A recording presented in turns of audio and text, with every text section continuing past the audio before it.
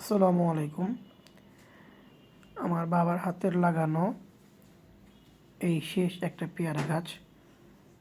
মাশাআল্লাহ, গাছটা পুরা পেয়ারায় ভরপুর। এবারই প্রথম অনেক পেয়ারা এসেছে। আমাদের গ্রামের বাড়ি,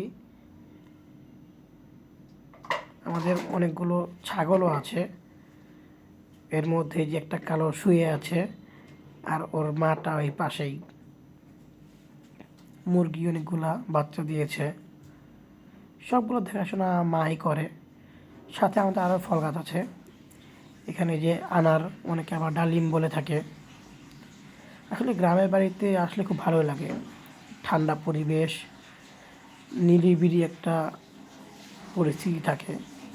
কোনো কোলাহল নেই, গাড়ির শব্দ নেই। সব কিছু মিলিয়ে খুব ভালো লাগে।